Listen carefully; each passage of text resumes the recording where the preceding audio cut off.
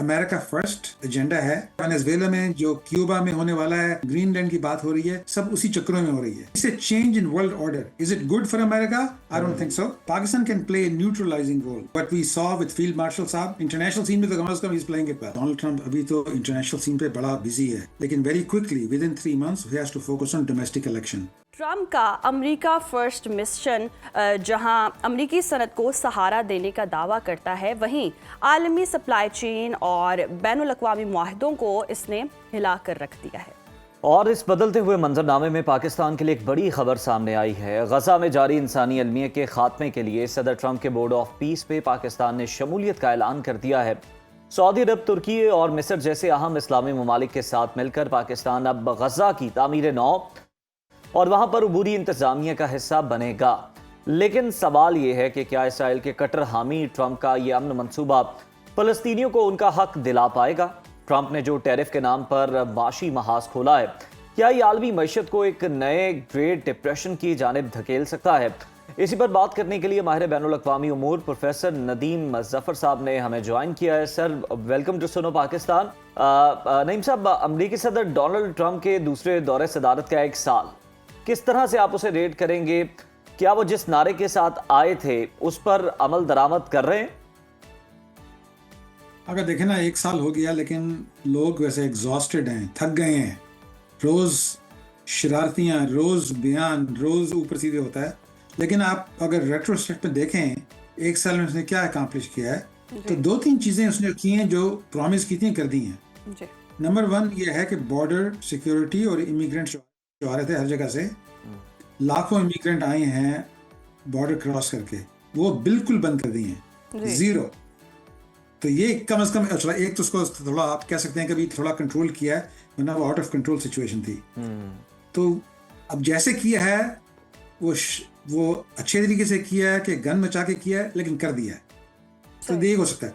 दूसरी बात थी कि अमेरिका फर्स्ट एजेंडा है, तो उन्होंने पब्लिश किया नवंबर में 3 नुक्तों का एक अपना फॉरेन पॉलिसी। नंबर 1 नुक्ता है कि वेस्टर्न अलायंस अपने वेस्टर्न हेमिस्फीयर को सिक्योर करना है। अपने गांव में किसी को इजाजत नहीं देनी कि आके घर बना ले, अपने गांव में आके हमारा गांव होना चाहिए, किसी को इजाजत ना देंगे। तो जो हुआ है वेनेजुएला में, जो क्यूबा में होने वाला है, ग्रीनलैंड की बात हो रही है, सब उसी चक्रों में हो रही है। सही। आप आर्ग्यू कर सकते हैं कि अच्छी तरह से कर रहा है, माकूल तरीके से कर रहा है कि नामाकूली से कर रहा है, वो और बात है, लेकिन वो सिक्योर कर दिया है और करने की बातें कर रहा है। ठीक। अच्छा, कुछ है प्रोग्रेस है, कुछ ना। जी। अच्छा नईम साहब, ट्रंप के पहले साल के फैसलों ने अमेरिका के अंदर शदीद सियासी और समाजी तकसीम पैदा की है। क्या 2026 के वस्त मुद्दती इंतखाबात में ट्रंप को अवामी अदम इत्मीनान का सामना करना पड़ेगा या उनका वोट बैंक मजीद मजबूत हो रहा है? आई थिंक सामना पड़ेगा और उसकी वो कमजोरी आएगी। अच्छा। क्योंकि इन जनरल जो अवाम है ना, उससे काफी तंग आ चुके हैं। जैसे अब जो मिनेसोटा में ये अपने मुस्लिम पॉपुलेशन के खिलाफ, सोमाली के खिलाफ जो भेज दिए एजेंट, वो लोगों के काफी उससे उकता गए हैं। तो I think we will gain, democrats will gain some strength, उसको थोड़ा सा काबू करेंगे। वो हर किस्म की उल्टी सीधी चीजें कर रहा है ताकि उसको सीटें उसे जली ना जाएं। लेकिन जिसकी सेंटीमेंट है उसके खिलाफ भड़क चुका है, उसकी डिसअप्रूवल रेटिंग्स 50% ज्यादा हो गई है, तो डेफिनेटली लॉस होगा उसको। अच्छा प्रोफेसर साहब, अक़वाम मुत्तहिदा की इंसानी हुकूक कौंसिल और मौसमियाती मुआहदों से इनखला के बाद क्या अमरीका आलमी सतह पर एक गैर जिम्मेदार रियासत के तौर पर आप उभर रहा है? आप क्या समझते हैं इस बारे में? ये फॉरेन पॉलिसी में कि डोमेस्टिक पॉलिसी में? सर, फॉरेन पॉलिसी में। हाँ, फॉरेन पॉलिसी में देखें ना, फॉरेन पॉलिसी में जो हमारी जो अलायंस थी अमेरिका ने पिछले 75-80 साल में कायम की थी, वर्ल्ड ऑर्डर कायम किया था कि अपने हमसाये को आप अटैक नहीं करेंगे, आप फ्री ट्रेड होगी, आप trading in the ocean will be protected. ये अमेरिका ने इसको ऑर्डर किया था क्योंकि पिछले 200-300 सालों से जंगें पे जंगें हो रही थी। ये ऑर्डर बिल ने बहुत अच्छा काम किया, काफी प्रॉस्पेरिटी हुई, 2 billion people came out of poverty, trade world wide हुई, अमेरिका को भी बहुत फायदा हुआ। लेकिन वो अब चेंज कर रहे हैं। वही वर्ल्ड ऑर्डर उन्होंने बनाया था, जो घर उन्होंने बनाया उसी घर को तोड़ रहे हैं। क्यों तोड़ रहे हैं? पार्टली उसकी नार्सिसिस्टिक पर्सनैलिटी है, partly America is very strong and militarily, तो क्या हमें क्या जरूरत है, हम क्यों पुलिस बने हुए हैं, आराम से घर पे बैठते हैं। तो अमेरिका में 1920s 30s 40s में भी यही सेंटीमेंट था, आइसोलेशनिज्म। वर्ल्ड वॉर 1 वर्ल्ड वॉर 2 में शुरू में दाखिल नहीं हुए थे, उनको घसीट के लाना पड़ा था, तो दोबारा वो आइसोलेशनिज्म की बात धारा बढ़ गई है। तो इसे change in world order, is it good for America? I don't think so, लेकिन चेंज आ गई है, अब चेंज तो आ गई है, क्या करें। सही। नईम साहब, ऐसे ही है, चेंज की बात तो हो रही है और टैरिफ की बात ना ऐसा मुमकिन नहीं है। ट्रंप ने टैरिफ के नाम पर जो मुआशी महाज खोला है, क्या ये आलमी मईशत को एक नए ग्रेट डिप्रेशन की तरफ धकेल सकता है? धकेल सकता है, लेकिन मुझे अभी भी उम्मीद है कि माकूल लोग इसको ज़रा उसको टेम्पर करेंगे। देखिए अभी ये होने वाला था, इसने धमकी दी कि यूरोपियन का आपको बढ़ा दूंगा, उन्होंने कहा वो भी बढ़ाने वाले थे, लेकिन अब डेवोस में मुलाकात होती है तो थोड़ा सा उसको काबू में कर लिया है। तो I think there is too much at stake, कुछ काबू आ जाएगा, हमें इतनी डरने की जरूरत नहीं है। सही। अच्छा प्रोफेसर साहब, अगर हम अब देखें डेवोस फोरम के ऊपर सदर डोनाल्ड ट्रंप का जो खिताब है, जिस तरह से वो आए, कहा कुछ दोस्त हैं यहाँ पर, कुछ दुश्मन भी हैं यहाँ पर, खुलेआम का फ्रांसीसी सदर की जो उन्होंने चैट है वो लीक कर दी और ये बताया कि अगर आप हमारे साथ हैं तो फिर आप अगले दौर इक़्तिदार में भी हो सकते हैं, नहीं है तो फिर आपके लिए परेशानियां तो हो सकती हैं। इस रवैये को आप क्या कहें? I think it's all about Trump's ego and Trump's personality. तो उसके सब लेकिन आसान उसे समझ नहीं है कि बंदे को करूंगे उसको हैंडल कैसे करें जी। जैसे ही बंदा बातें करता है, तो दिस इज ए रीअलाइनमेंट। अच्छा, अब आपने नोटिस किया होगा पिछले 2-3 दिन में, जब यूरोपियन फाइनली उसकी धमकियों से पीछे नहीं बैठे बल्कि अकड़ गए हैं, तो ट्रंप फिर उसको बैक डाउन कर दिया।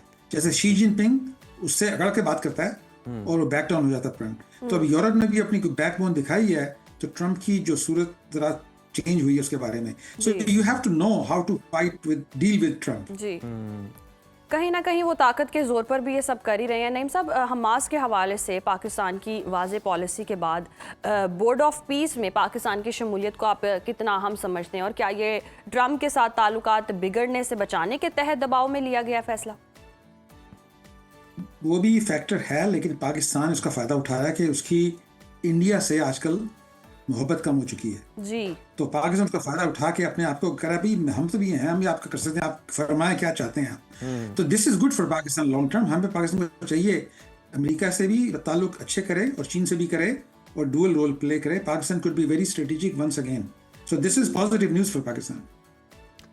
अच्छा सर, एक तरफ ट्रंप इसराइल की खुलकर हिमायत भी कर रहे हैं और दूसरी तरफ बोर्ड ऑफ पीस के जरिए अमन की बात भी की है, और फिर हमने देखा भी, अगेन मैं डेवोस में जो उनका खिताब था उसका रेफरेंस यहाँ पर देना चाहूँगा कि इसराइल के हवाले से जो उन्होंने बात की कि आयरन डोम पे आप बड़ा इतराते हैं, वो हमने आपको बना के दिया, यानी उन्हें भी नहीं बख्शा गया।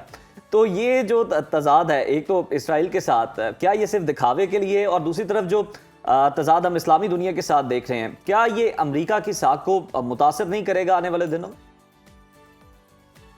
हाँ, थोड़ा सा आपकी ऑडियो जरा आउट हो गई, तो I could not understand everything you said, लेकिन आप जिक्र कर रहे थे किस चीज़ के बारे में? प्रोफेसर साहब, मैं बात कर रहा था, मैं एक बार फिर से वो डेवोस के अंदर जो खिताब था उसमें इसराइल को भी जो है अमेरिका ने नहीं छोड़ा, डोनाल्ड ट्रंप ने नहीं छोड़ा, उन्हें भी बड़ी खरी खरी सुनाई है और आयरन डोम के हवाले से कहा कि आप इस पर बड़ा इतराते हैं, ये हमने आपको आपके दिफा के लिए दिया था।